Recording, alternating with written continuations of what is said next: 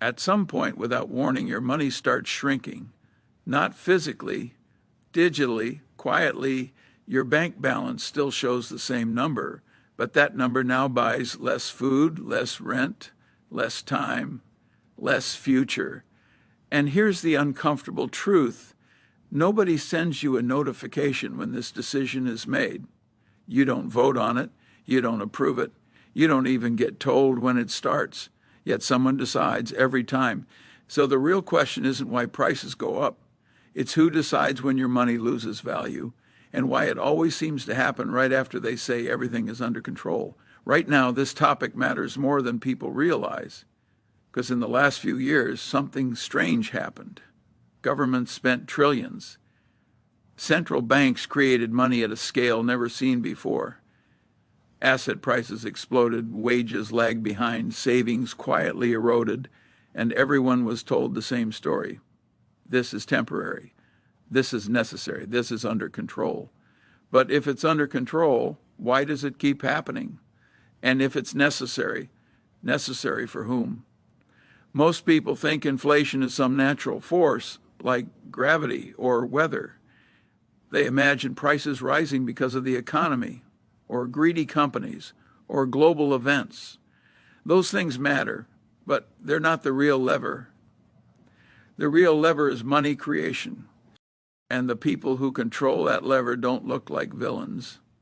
They wear suits. They speak calmly. They use words like stability and liquidity and tools.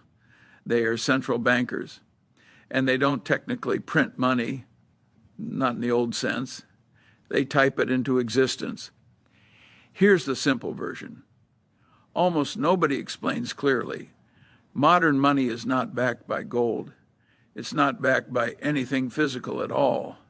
It's backed by law and confidence and the belief that tomorrow it will still work. When a central bank creates new money, it doesn't drop it from helicopters. It buys things, government bonds, mortgage-backed securities, sometimes corporate debt. They credit banks with new digital money. Banks now have more reserves. Markets now have more cash. Nothing visibly changes in your life at first, but the total amount of money in the system just increased. And when more money chases the same amount of goods, services, and assets, each unit of money quietly loses a little bit of power. That's inflation, not a mystery, not a force of nature, just dilution, like adding water to soup. So who decides when this dilution happens? Officially, it's independent central banks, the Federal Reserve in the U.S., the European Central Bank, the Bank of England, the Bank of Japan. They're supposed to be technocratic, neutral, boring. Their job is to keep inflation stable, usually around 2%. That sounds tiny, harmless. 2% feels like nothing until you do the math. At 2% inflation, your money loses about half its value in 35 years.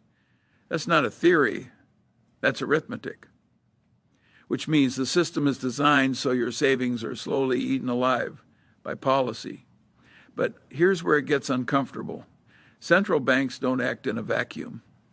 They are under constant pressure from governments.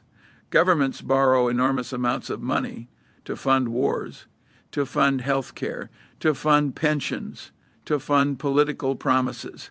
And when debt gets too large, there are only three options: raise taxes, cut spending, or reduce the real value of the debt. Guess which one is the least politically painful? Inflation, because inflation makes yesterday's debt cheaper to repay tomorrow. You borrowed $1 trillion, but you repay it with devalued dollars. It's a quiet partial default. And voters don't riot over something they can't clearly see. So when governments run out of room, they lean on central banks, not with phone calls that say, print money.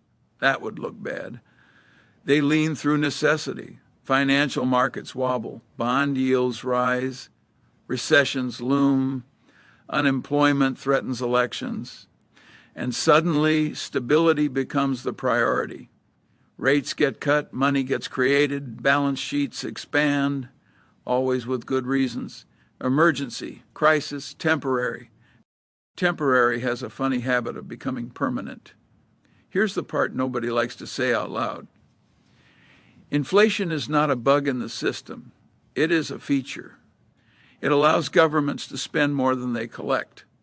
It allows debt to grow without collapsing the system. It keeps asset prices inflated. It rewards borrowers. It punishes savers, and it shifts wealth from people who hold cash to people who hold assets quietly, reliably. Every year, now let's zoom in. Why does inflation hit normal people harder than the wealthy? Because wealthy people don't hold much cash. They hold stocks, real estate, businesses, art, equity, debt they can refinance. When new money enters the system, it doesn't go evenly to everyone.